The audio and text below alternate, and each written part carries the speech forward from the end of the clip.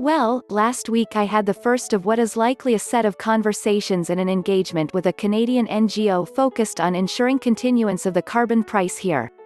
They are laser-focused on swing voters in the 905 suburbs of Toronto, the largest block of relatively nonpartisan, relatively affluent, relatively self-interested, relatively short-sighted voters in Canada, and the one which as a result often decides federal elections.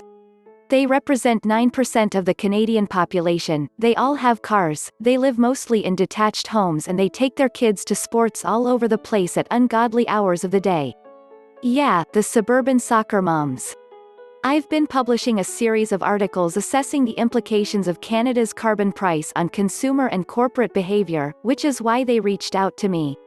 Carbon pricing is necessary, but has limits. Canada's carbon price will radically cut Alberta grid emissions. A carbon price in Canada of $170 CAD by 2030 is great. Climate News. Canada's $170 per ton carbon price makes heat pumps financial winners. We're looking at models that provide 905 families with clear statements about how much they will lose by sticking with their gas furnaces and internal combustion cars in direct dollars, and secondarily how many more tons of CO2 they'll be responsible for by not switching to heat pumps and electric cars.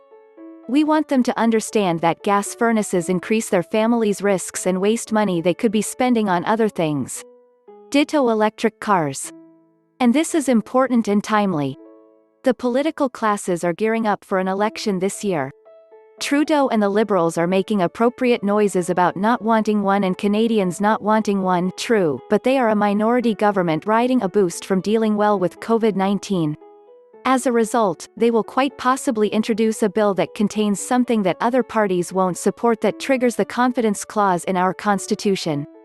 That's the one where they have lost the confidence of Parliament and must call an election, and is typically associated with budget and constitutional reform matters. They'll have sufficient plausible deniability that the average Canadian won't blame them for engineering it. They'll be competing with several weakened parties and they have a good shot of gaining a majority instead of cobbling together a minority coalition around each bill as they do now. Conservatives are still being idiots, having elected a complete unknown as their leader, one who cosplays as an Air Force cadet and whose recent comments on residential schools and Liberals make it clear that he's solely the leader of a reactionary, ugly, regional party, not the 905. The NDP continue to limp along being virtuous and not actually doing anything. The BQ continue to not care about Canada, just Quebec. The Greens just elected an unknown, awesome unknown, but still, unknown, as their leader, and their former leader has stuck her foot thoroughly in her mouth multiple times over the past 3 years. The carbon price, meanwhile, was a major issue in the last 2 federal elections.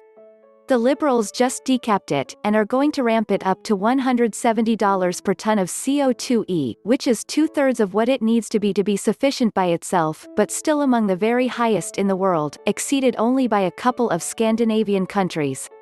However, the carbon price comes with a direct dividend. Right now that's a tax break which Canadians in the provinces where the federal plan is fully in effect, as opposed to ones like BC and Quebec which have their own plans like cap and trade which are considered adequate. That means 905 soccer moms saw a big chunk off of their taxes and likely rebated directly to them in April of last year. That's true in Alberta too, where a lot of people really liked that tax break, and as a result a bunch of the furor has died down.